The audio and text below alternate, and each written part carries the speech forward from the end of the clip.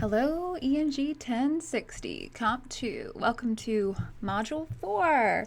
We're in weeks 8 and 9. We're on the second half of our semester together. How exciting, right? Keep pushing through. I know that right now, when we're in kind of midterm season, things do start to get overwhelming. So just take a deep breath and take your time working on this annotated bibliography project over these next 2 weeks in this module to finish that out. Work on some time management so you're not stressed at the end of it, because we are taking these next 2 weeks, even though we started the assignment in the last module. We'll continue it through this one and finish it out. Okay, so here we go. Here's what we're talking about in this lecture today. I do want to show you just what's going on in the module so you know what you're up for. All of it is in service to you and in completing your annotated bibliography individually. I do then want to take some time to walk through my version of the Argaton annotation, the article that we've been working with in Module 2 and 3. You all did a great job attempting that in this last module, but I just want to show you how I approach it and help you kind of make sense of the choices you made versus the choices I made, and make sure you know those tips and tricks.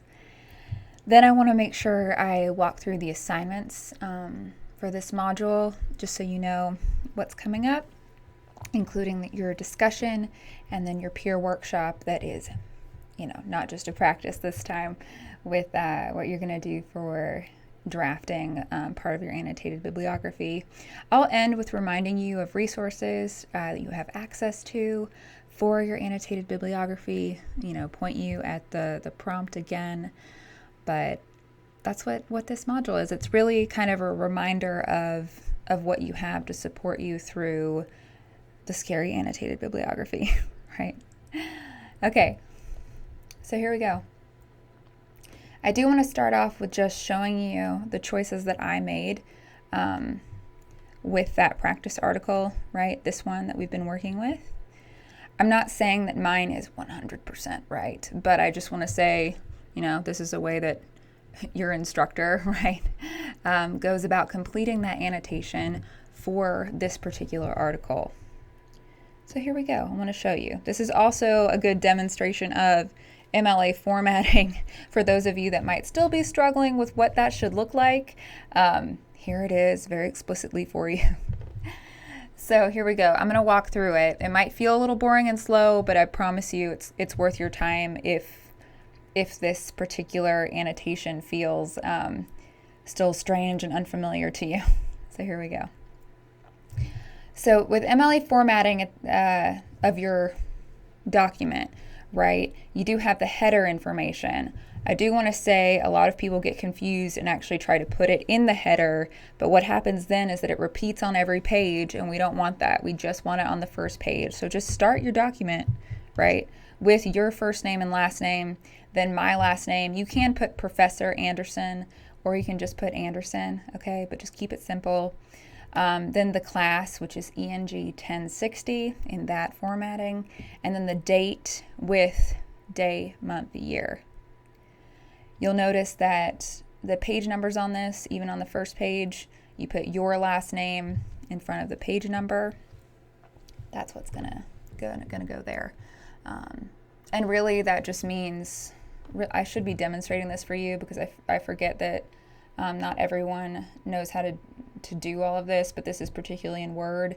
You'll go to insert page number, and then once you insert your page number, you can click within it and type your name, and that will show up on every page then because it's in the header. So now what we have here is your citation and your annotation. That is one entry for an annotated bibliography, so you have that here. For the Argaton article, this is what your citation should look like. There should be no deviation from it. This is 100% exactly what it should look like. You have the author's last name, comma, first name, period. You have the title of the article in quotations with a period after, but within the the quote, okay? Always within. You have the journal name, comma, vol for volume, period, 8. Number, 6. Number also represents issue, okay? But you will need to type that out lowercase.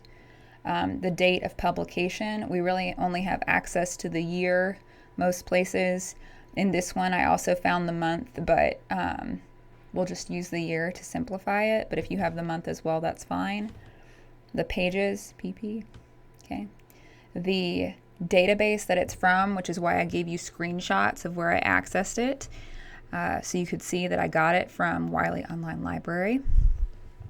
Then you have the DOI number. Always you're going to have to shift however your DOI is presented. Like if it's presented as a URL, you need to make sure you adjust it out of that and put DOI : and then the actual content of that DOI, copy pasted.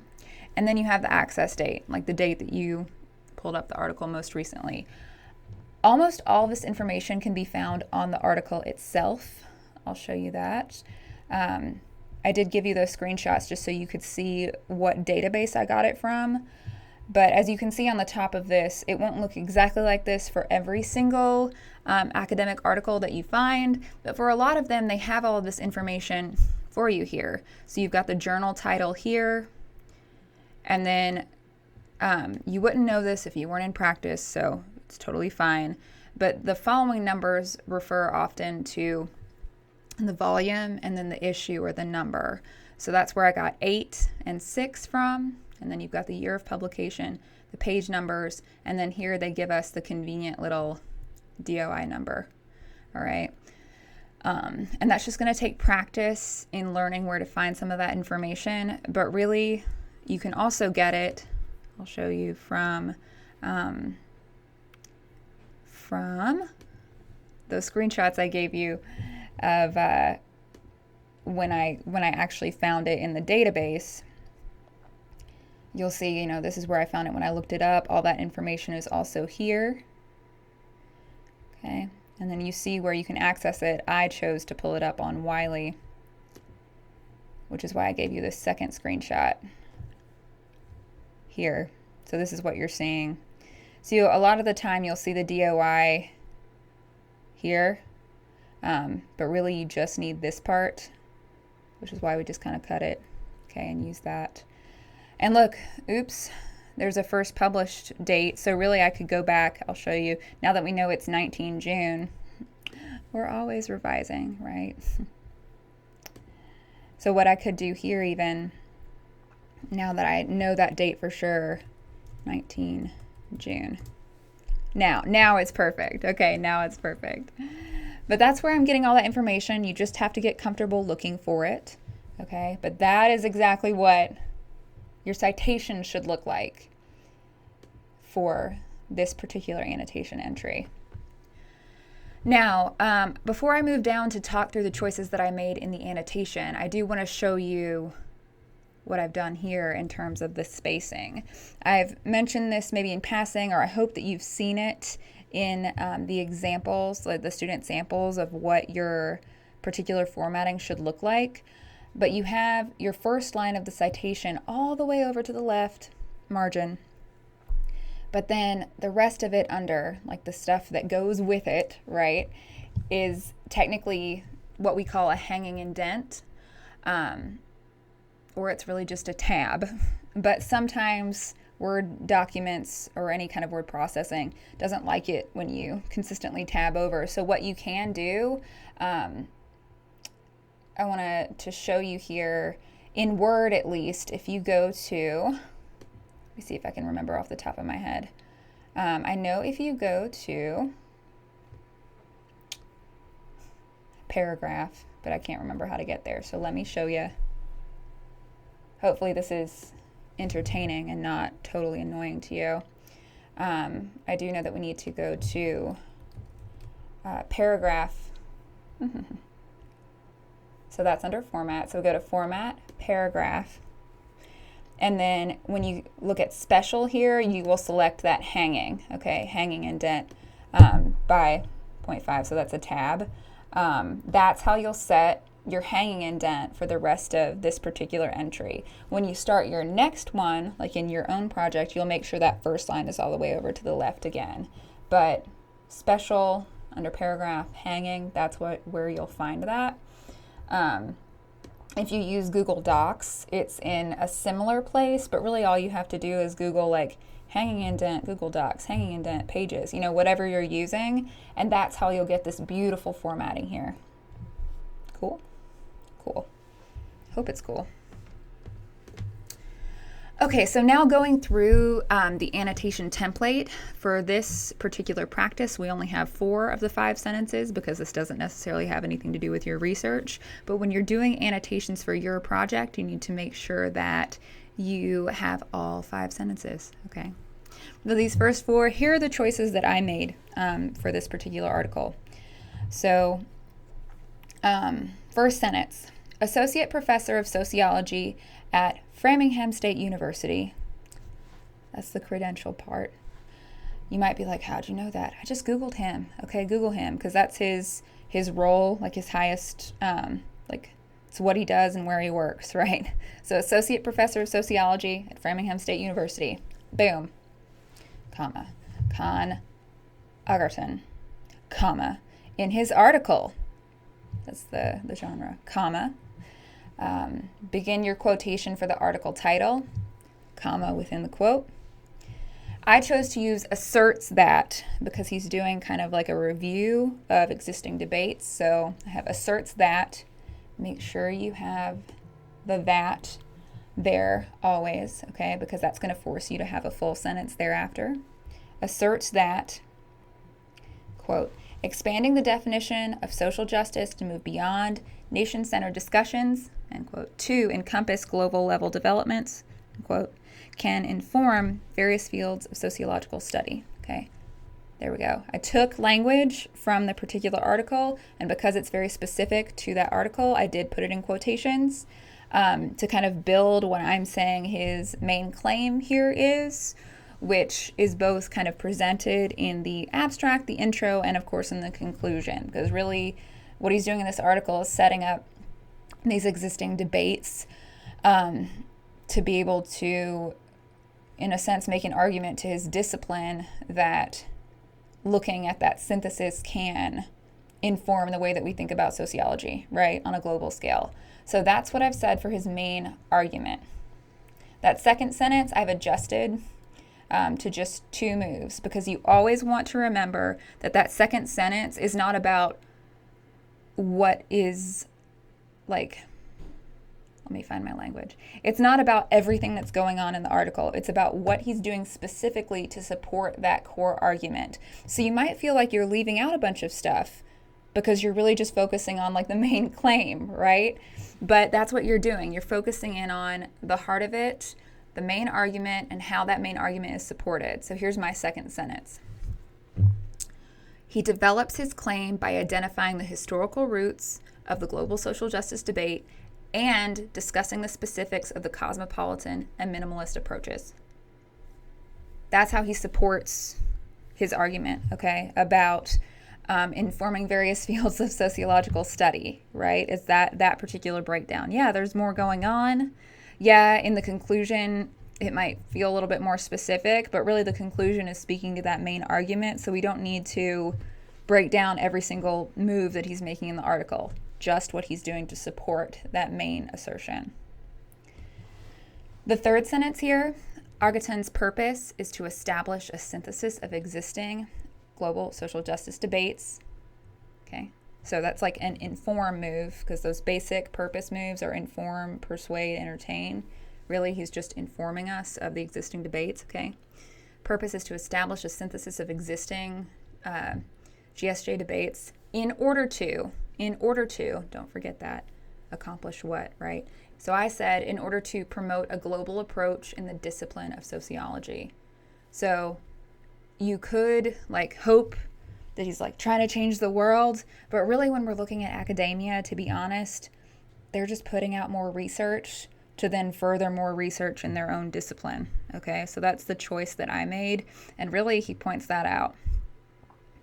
And the last sentence here, he adopts an objective tone for an academic audience. Because if you have an academic article, so something that can only be accessed in databases by people in the academy, right? Your audience is always going to be academic audience. It's not going to be the case for things, from the New York Times or basic websites, because anyone can access those. But for this kind of article where you either have to have institutional access or you have to pay $30 a pop to even read it,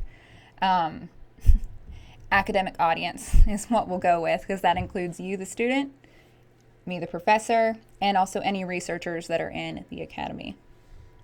Those were my choices for this particular source, and I'll post this for you. I'm not saying that there aren't other adjustments that you could make, but at its very base level, this is what you got to do, okay?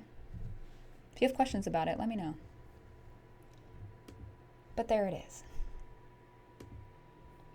Okay. Now back to my guiding slides. So we've now gone through that annotation super quickly, but hopefully that was helpful to you. Now I'll talk about what's in Canvas, because I totally skipped over that, but I hope that's okay. I want to show you what's coming up in this module, which really, again, is just all in support of you completing your annotated bibliography and giving you an opportunity to kind of workshop some of that. So here's what you have here. Your annotated bib, due by April 6th. Okay, coming up. I know it feels like mid-March right now. I was looking over at my calendar. But this will sneak up on us if we don't stay on top of it, which is why I've set up, at this point when you're watching this lecture, I hope you will have already turned in your first perfected annotation so I can give you feedback on your first attempt. And now you can head forward in your research. Because again, you have to have 7 sources, right? But, don't wait till the end. So here we go. I want to show you by breaking down what you have coming up. You have your module 4 discussion, which I really wanted to create, again, in service to your needs as you go through finalizing your annotated bibliography. So what I would like you to do for this discussion is to complete the citations for all 3 sources that you're going to workshop. Okay, go ahead and try to perfect them now, but let's see you attempt those here for the discussion first, so you can go ahead and get that done, and maybe even get this in earlier than Saturday night, so you can check that off.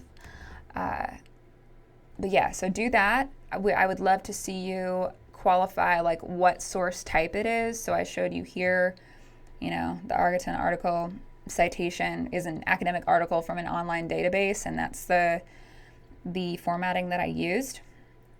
All right, so let's see all 3 of the ones you're going to workshop, all 3 citations for this discussion first. You can put those on a document and upload them, or you can just type them out here. The second question I want you to answer is, what's the most interesting thing you've learned in your research so far? So even if you're just reading abstracts, even if you haven't really dived into reading it all, still tell us what's interesting. Are the sources speaking to your inquiry question? Are you thinking about changing it? Or does it feel solid? And then finally, the third is what is your inquiry question at this juncture? So if it's changed, and especially if it's changed from the proposal, let me know here. Let us all know here, so we can see what is pushing you forward into this research process. So, okay, that's what you have to do for the discussion, okay? And then the responses that you need to work on, right? Same kind of structure is, critique the citations that you see. Are they 100% correct? Every single period, comma, every quotation, italicized choice, are they perfect? Are they perfect? And if they're not, what do they need to change? Are they off 100%? Okay, let them know. Let them know, be critical. And I will definitely consider extra credit for those of you that do take time to really offer solid, thoughtful feedback that obviously is taking you some time. The second thing to consider is their inquiry question strong? Why or why not? Because it should not be a question that you can answer with yes or no at its basic level. So, and make sure it's clear, okay? So let them know. Because being critical now will just help everyone when they actually get graded, okay? So being critical now is helpful. And then finally, anything interesting that you want to respond to, like from the sources that they bring up. Because even though we all have different countries, you know, there could be source material that has some crossover here. So that's what I want you to do for discussion. All of this, hopefully, to just help you as you move forward in the annotated bib. Like, I don't want this to feel like busy work. I want it to feel helpful. The earlier that you get this done, I feel like the stronger that you'll feel heading into submitting your workshoppable sources. So now I'll go over your 3 annotated bibliography entries for workshop, which are due, of course, on the same day as your discussion, which is why I encourage you to like go ahead and get the discussion done like as soon as you have your articles chosen, so that you're not just back to back, like, here are my citations. Okay, here are those same citations that I attempted with the annotation, right? Like in this. So hopefully you can get some feedback in between. But here's what I need from you for this particular assignment. I need you to submit one document, so don't put these on 3 different pages, okay? One document with your 3 additional annotated bib entries. So don't include the Argaton practice, don't include your first perfected submission, you know, make these newer sources so that you're actually making headway on your own research. You're going to format the document as if this was your final annotated bib that you're turning in. Side note, and I'll mention this later too, remember your resources, so go back and look at those student samples. How are they set up, right? That's what it needs to look like, okay? After the due date has passed, you will be automatically assigned 2 partners. So please, please, please get this in on time so you can actually get feedback. Because again, can't promise I can give you partners if you turn this in late. Okay, because Canvas does it automatically. So there's that. For the peer review, here's your reminder. I know we practiced with the proposal, but this is, you know, for real this time. You're going to complete the rubric and give a final summative comment, even if it's just like, good job, or needs work, or see my comments in the rubric, something. But you need to fill out the rubric fully and give some feedback, okay? Use the Canvas tools in the text, because again, I will give extra credit to those that do go above and beyond with offering feedback. So if you're someone looking for extra credit, or if you just want to be a great and engaged peer, take your time doing that, because it'll help you too, okay? That's proven pedagogically that will help you. So you can look at the rubric here, which is really not going to be that different from the final rubric for the annotated bib. So I've got all the elements of what how your document needs to be formatted, and then reminders of what I'm looking for with citations and annotations. Just remember that this project, the annotated bibliography, this part of the project, is the most technical of all of the work we're doing this semester. So for those that really keep that in mind and do well on this, I see those students succeed moving forward. For those that don't pay attention to this, when the final version is 15% of your grade, if students end up failing the annotated bibliography, they don't do so well in the class. So that's why I'm like, pay attention, be critical, be thoughtful, and really pay attention to those little pieces of formatting. Honestly, easy to do, but apparently really easy to miss too. So be aware of that. So I'm looking for MLA, page numbers, the header. You're going to organize your entries by alphabetical order by the author's last name or whatever appears first in your citation. Okay, and you can see that in the student samples. You can go and look at what that looks like. Remember the alignment, okay? Your first line of your citation needs to be all the way over to the left, and then everything else for that particular entry is hanging indented. No extra spaces between entries, no weird numbering, okay? The font needs to be, please, a serif font. like Times New Roman, Baskerville, Garriman, nothing fancy and huge and hard to read. No sans serifs, okay? So just stick with Times New Roman. If you're not sure, Baskerville and Garriman are my favorite fonts and totally appropriate.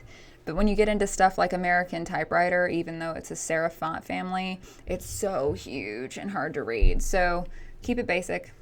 And then, of course, make your title your inquiry question, so we see what all of that research is connected to. Your citations need to be in perfect MLA, absolutely perfect, because you can perfect those. Okay, absolutely perfect. And then your annotations need to have all 5 of those sentences, all 5. And the only one you should adjust is that second sentence. All the others need to follow that Mad Lib style perfectly. Cool? Cool. Okay.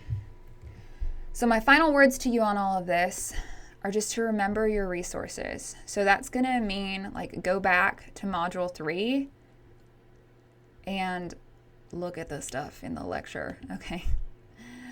If that means reviewing my introduction to the actual assignment, do that. Look at your prompt, be reminded. Look at the samples, okay? Look at the samples. Because I do have like close to perfect student samples for you to look at so you can see like this is exactly what your document needs to look like. Side note here, because I realize this is going to be a question. Technically in MLA, these need to be double spaced. For some reason in my head, I feel like an annotated bib just looks better when it's single spaced. So you could do single spaced or double spaced. Just be consistent, okay? Single or double, just be consistent. That's all I ask of you, okay? Just be consistent. For example, this person did single spaced, but then double spaced up here, which is technically wrong. And I'm not just now being reminded of that. No, totally prepared, right? But please, like, look at this. Look at the comments that I've made in other people's. You'll also be getting comments from me in that first perfected one that you gave to me in the past module. Like, I will be giving you specific feedback, so it will look like this. But here's an example of what one looks like in double space, and that's perfect, okay? Use your resources. Also use the library, use the Writing Center. Don't be afraid to use them, okay? They're student resources that are made just for you. So go ahead and, schedule a meeting with the Writing Center if you feel like you need assistance or if you need someone to just like help you with syntax. Also use me during office hours. I will help you if you bring something to talk about, okay? Okay. So that was, I believe, all I had for you today because it was just kind of a reminder lecture for what you need to do for this module. But remember, go back to Module 3 and watch the lecture and look at the documents about the annotated bib because that's what we're doing. The textbook chapter for this module is all about note-taking and more about annotated bib stuff, so just use that to support you as you continue to work through your research. If you have any questions, don't be afraid to reach out. But good luck on this. You've got it. Just take your time through it, and you'll be great. Thanks.